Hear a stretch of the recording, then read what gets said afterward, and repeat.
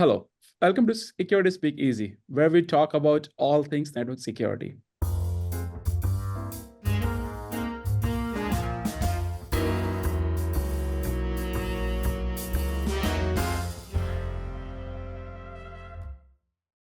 Today, we will discuss how red teaming looks like in the world of platformization. My name is Varang Amin, and I am the Director of Product Security at Alto Networks. And today with me, I have PJ. Hey, Varang. Hello, everyone. I'm PJ. I oversee offensive security and threat command at Palo Networks, and I'm super excited to talk about all things red teaming, adversarial tactics, with a little flavor of platformization.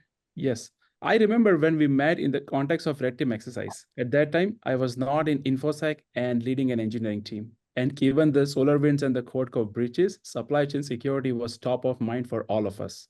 And I do remember we talked about conducting a red team exercise on a supply chain attack. Yeah, indeed we did. But before we dive into that, I do want to step back a little bit. Red Team's charter here at Palo Alto Networks is to use real-world attacker tactics and techniques in objective-driven exercises. And this helps us find and fix gaps in our security posture in a timely manner. Now, over the last 8 years or so, the Red Team has been assigned several different objectives, and surely one of those objectives was to run a supply chain attack scenario. So once the objective is given, how does the red team plan the attack? Yeah, once they have the objective, there are a few common tasks that the red team has to plan for.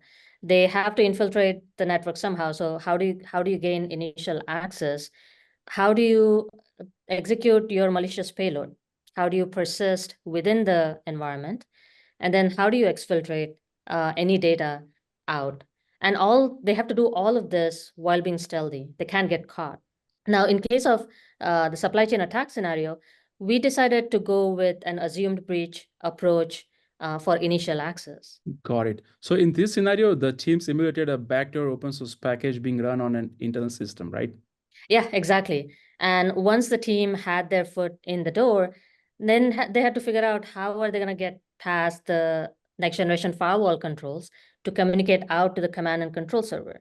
And that took like stitching together a few different steps. But once they had figured that part out, then all that remained was finding their route to the source code repository with read-write permissions that will allow them to maybe backdoor the source code or something. Now, we're not going to go into the details of the exercise, but this kind of helps set the stage.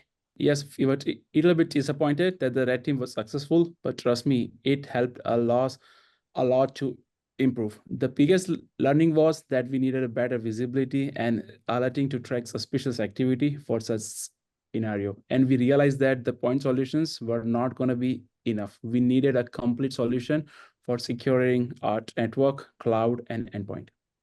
Yeah, so basically platformization. Exactly.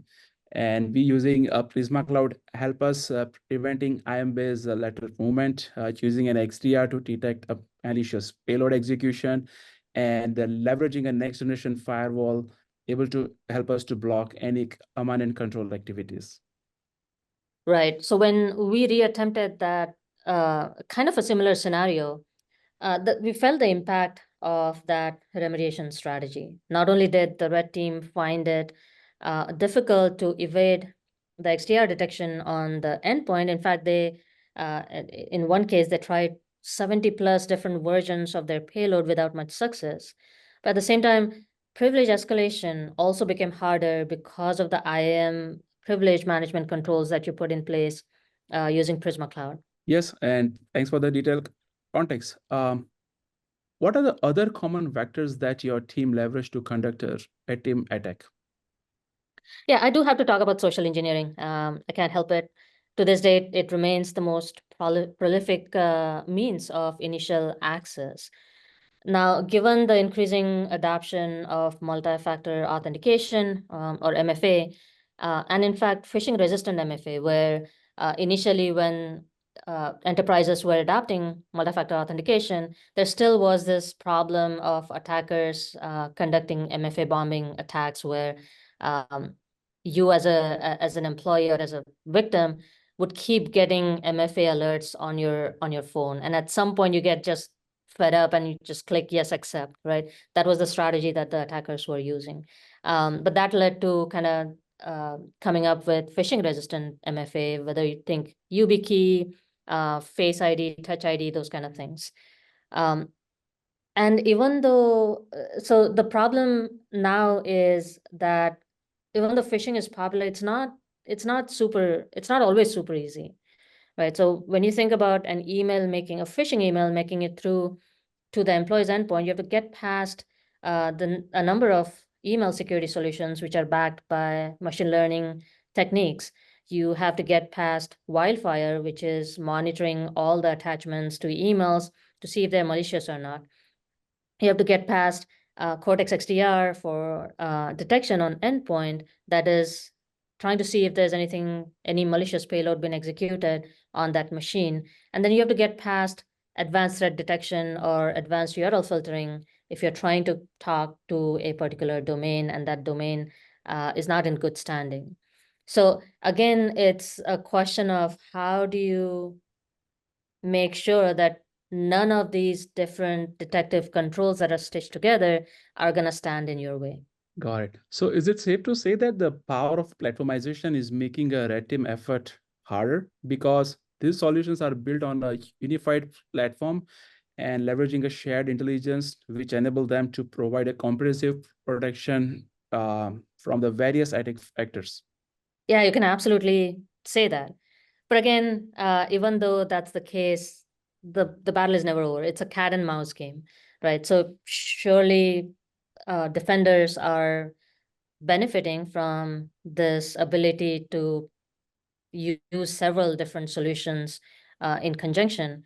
But at the same time, now for the red teamers and for the adversaries, there's somewhat of a benefit coming the way of generative AI or LLMs. So when I was talking about the phishing emails, one of the bigger challenges there is if a human operator or a human attacker is trying to generate a lot of phishing emails, there's a limit to how many emails they can write, right? And so you'll start seeing the same patterns in the content of the phishing emails, and that's kind of what the machine learning models catch on to.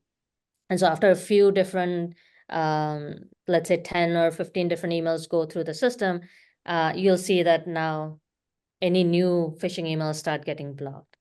So now with generative AI and LLM, that limit kind of goes away because the attackers and the red team can rely on LLM to automatically start generating different pretexts for each email, phishing email that they're sending. And they can do this in like hundreds and thousands of emails at any given time. So again, it's as I said, it's a cat and mouse game. Platformization is helping defenders, but generative AI and LLM is probably going to bring some more benefit to adversaries and the red teams. Agreed, and very well said. So with that, I want to thank you all for watching this episode of Security Speakeasy. If you liked today's episode, be sure to like, comment, and subscribe. Thank you.